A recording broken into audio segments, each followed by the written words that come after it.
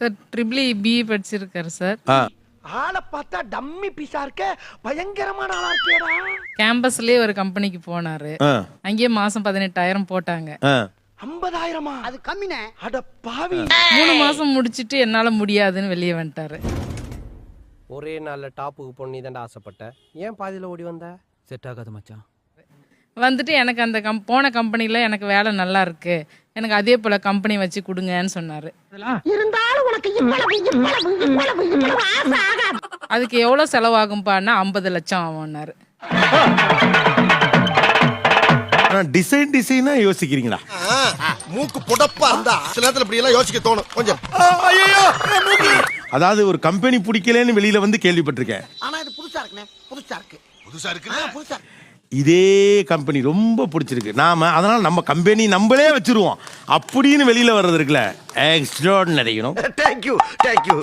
இது என்ன பிரமாதம்? இதை விட பெசலைட் ஒண்ணு இருக்கு, கூவுடா.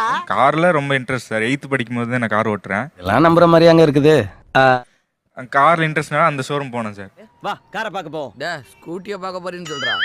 ஷோரூம் போயிட்டு எனக்கு அந்த மாதிரி ஷோரூம் வச்சு கொடுங்க அப்படின்னு கேட்டேன் சார். அது யாரா நீங்களா? என்னடா பண்ணிட்டு இருக்கீங்க? கேக்கு திங்கிறதுக்காகவே கேக்கு கடை வைக்கணும்னு சின்ன வயசுல சொல்லுவானுங்கல்ல, அந்த சின்ன பிள்ளையா இருக்கிற நீனு. அதான் சார், அதேதான். இப்பதான் சார் நீங்க கரெக்டா புரிஞ்சுக்கிட்டீங்க. இப்ப கார் ஷோரூம்ல இருந்து வெளில வந்துட்டீங்களா? வெளில வந்துட்டேன் சார். இப்ப என்ன பண்றீங்க?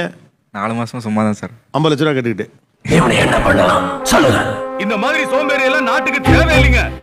செல்லு 2 லட்ச ரூபா கொடுத்து செல்லு வாங்கி கொடுத்துருக்கேன் சார். சண்டை போட்டு என்ன வாங்கி தர சொல்லினா வாங்கி கொடுத்தாச்சு. பாரதேசி நாயே, வீட்டுல திங்கறதுக்கு சோறு இருக்காடா? இல்லைங்க. அப்புறம் என்னடா கிரிக்கெட் ஸ்கோர் வேணும்? மாசமா அடம் பிடிச்சி சாப்பிடாம கொல்லாம செல்ல வாங்கிட்டான் சார், எனக்கு வேணும்னு சொல்லிட்டு.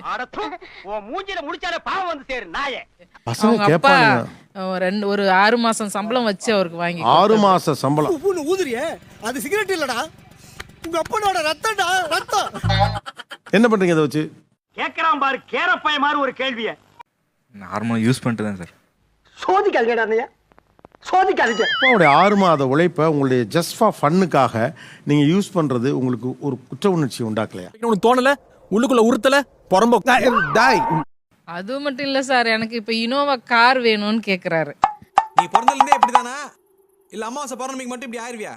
நீ சம்பாதிச்சு வாங்கிக்கோப்பா, நான் வாங்கி அங்க கேட்க மாட்டோம் சம்பாதித்தேன்னு சொன்னா அதெல்லாம் முடியாதுமா, நீ வாங்கி கொடுத்துருமா. இவன மாதிரி வீட்டுக்கு ஒரு பிள்ளை இல்ல, ஊருக்கு ஒரு பிள்ளை இருந்தாவே மழை ஹொட்டோ கொட்டி ஊர் செழிச்சு போகும்பா. நீங்க ஏழைன்னு வேற சொல்றீங்க, எனக்கு அதையும் நம்ப முடியல சார்.